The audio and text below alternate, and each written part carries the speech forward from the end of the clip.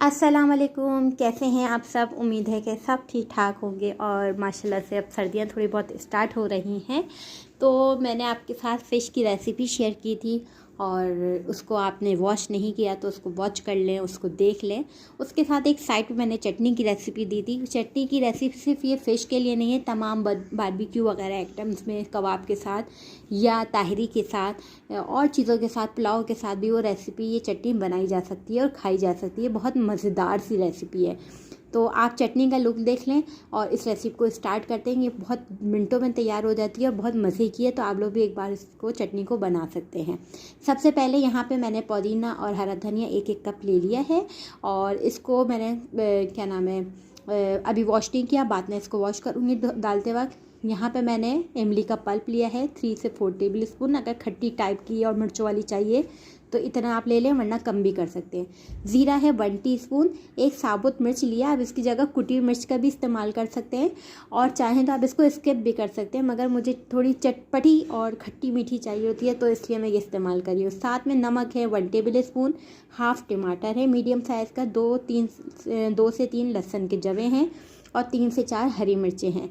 Spicy अपने हिसाब से आप कर सकते हैं, कम और ज़्यादा। और इसकी जगह आप इमली का पल्प की जगह आप लेमन का भी इस्तेमाल कर सकते हैं। ये दोनों ऑप्शन आपके पास हैं, ठीक है। लेमन ना हो तो इमली का पल्प ना हो तो लेमन। टेस्ट बहुत उम्दा आएगा, आप लाजमी इस्तेमाल करिएगा। साथ में यहाँ पे सबसे पहले हमने क्या करना है, हरा धनिया पुदीना जग में डाल देना है, हरी मिर्चें डाल देनी है, साथ में नमक और ज़ीरा और लहसुन, जो भी सारी चीज़ें हैं वो सब एक जार में आप शामिल कर लें। और ये अमूमन जो चटनी है ये कबाब के साथ, बारबेक्यू के साथ, ये सब चीज़ों के साथ खाई जाती है। तो ये आप रेसिपी जो है आप इसको सेव करके चटनी बना के रख लें और फिर आप इंजॉय करें। तो यहाँ पे सारी चीज़ें मैंने इसमें शामिल कर दी। इसका बिल्कुल अच्छा सा गाढ़ा सा पेस्ट बना दिया है। बहुत ज़्यादा मैंने गाढ़ा रखा, ना ज़्यादा मैंने पतला रखा। बिल्कुल आप देख लें इसकी थिकनेस और इसका कलर देख रहे हैं, कोई फ़िल्टर नहीं लगा हुआ और इसका कलर कितना खूबसूरत और मज़ेदार सा कलर है।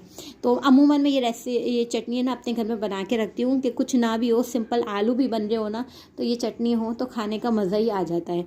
तो बस ये रेसिपी आपने ज़रूर ट्राई करनी है। अगर आपने फ़िश की रेसिपी नहीं देखी तो उसको भी आपने ट्राई करना है। एक बार मेरे कहने पे आप इसे ज़रूर ट्राई करें, आपको आपके दिल के करीब हो जाएगी।